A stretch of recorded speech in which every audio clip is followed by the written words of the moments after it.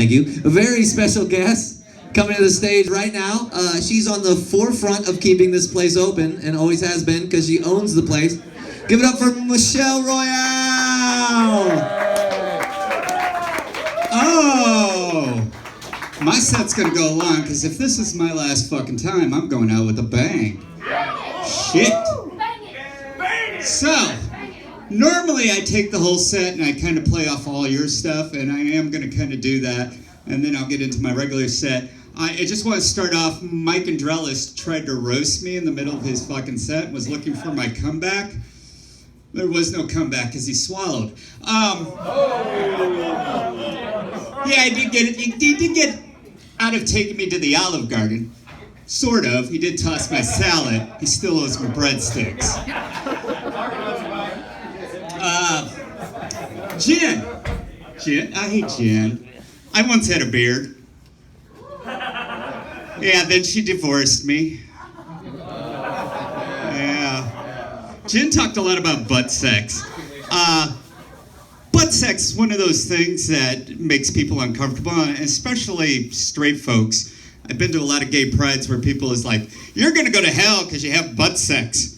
And I had to stop and ponder that for a second. Then I think to myself, no, you're fucking wrong. Because if butt sex was wrong, then why did God put a G-spot in my asshole?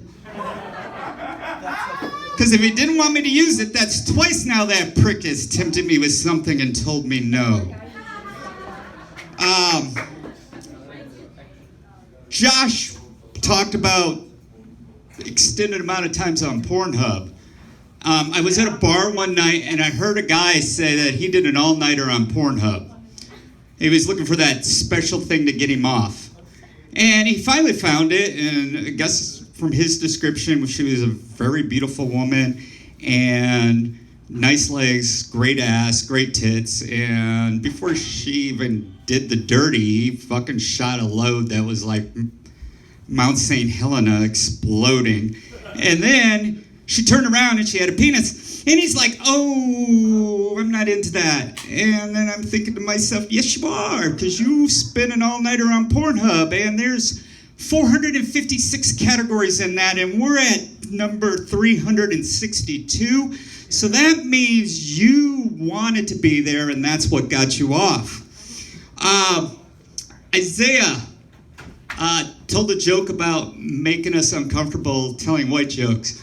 It's not uncomfortable, because I've told racial jokes, and you at least didn't start yours this way before you told it.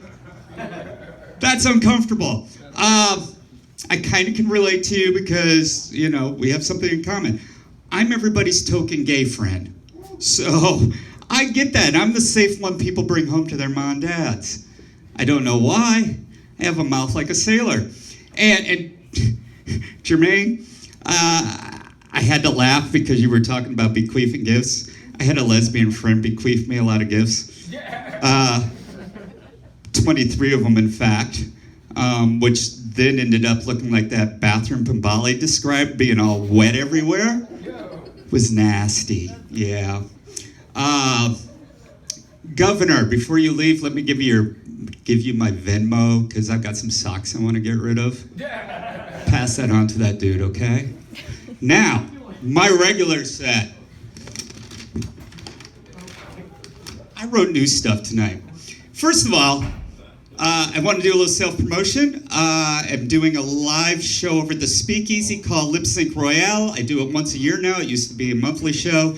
It's a benefit for QC Pride. I hope you all can come out. It's like Lip Sync Battle, but anything goes in it. We got burlesque people. We've got drag queens. We've got all sorts of talented people. And usually by the end of the night, I end up in my underwear on stage. So hopefully that doesn't scare you off. Unlike the Speakeasy here, we don't get intro music. We need intro music. Yeah. I'm thinking to myself, you know, in my head as I was walking up, I was singing that Lizzo song, that one that goes, I just took a DNA test for sure. Turns out I'm 115% that bitch. You're like, where'd you get the extra 15%? Well, until it's removed, I'm counting that extra 15%. Yeah, I'm a trans lesbian, meaning I'm transgender and I'm a lesbian. You're asking, what the fuck does that mean? Well, trans lesbian, parts included. Regular lesbian, parts sold separately. So there's that. I remember my first time doing comedy. I was kind of debating on it. I always saw all my other comedy friends get up here and do it. And I was kind of hesitant about doing it. And then my friend Hickey goes, I know why, Michelle, because you ain't got the balls to do it. Nikki, you're wrong. So I went up and did my first comedy set. There's that. As a trans lesbian, it runs into some problems. Like, when I date, I don't want to just lead off with that, you know? I want them to like me for me. And then I have to really ponder on, when do I tell somebody I'm trans? Well, I guess before I get to third base, correct? Sorry, Wayne, that was a mistake. Okay, good. We're still friends. So we're at the LGBTQIXA. Stop adding fucking letters to that thing. It's driving me nuts. We add any more, we're going to be alphabet soup. I swear, if it was a clue on Wheel of Fortune, as long as you didn't land on bankrupt or lose a turn, you couldn't fucking lose. You'd go home with a boatload of cash. Spin the wheel. Okay, I'll take a pee, Pat. There's 2 of them. What are they? Pansexual and polyamorous. I educate. I'm thinking of other game shows where those things come into play. I was watching Jeopardy the other night and kind of chuckled to myself. What if one of the categories were lesbian sports? And the thing on the board said, 3 things you stick a finger in. Alex, what is a bowling ball or a lesbian? 600. There you go. Anybody out there lesbian? Fucking guys do it every goddamn time. I swear. You're all, yeah, I get it, guys. You're lesbians. Except you really fucking shit up because there's more of us out there because you don't know what you're doing down there. I'm going to give you a little advice. It's like Jonah. It's called Jonah and the Whale. Now, Jonah's this bald-headed guy in a little boat that's right above the whale. And if you pay a lot of attention to Jonah and the boat, you're going to satisfy her. But if you're inside looking for Jonah in the belly of the whale, you're fucking up. You guys have got 3 fingers in there digging around like you're looking for the last orange Skittle at the bottom of the fucking bag. It's not doing a goddamn thing for her, okay? So knock that shit off. Lesbians, if you don't know you're a lesbian, I got a clue for you. If you're ever up at 2 a.m. in the morning typing into Google, am I a lesbian? You're a lesbian, okay? That's a good clue right there. New jokes. Disney's starting to push the gay agenda. Well, they've really always pushed it, because if you look back in history, Disney always has one token gay character in every one. You know them. If you think of Beauty and the Beast, you got LeFou or whatever, and Cogsworth. Gaston, I'm guessing was gay. In The Lion King, I was going to go with Scar. Certainly Timon and Pumbaa. Fuck, you're on the desert. Chances are, yeah. Frozen, Oaken. Oaken, I loved Oaken. Big Summer Blowout. Of course you're fucking gay. Hercules was Hades. And Aladdin it was Jafar. And Brave is Miranda. Mulan, do I even need to tell you who the character was in that one? Aladdin, the genie. Peter Pan, Captain Hook. That guy was dandy as fuck. And Jungle Book was Khan. The guy had a lisp. It was obvious he was gay.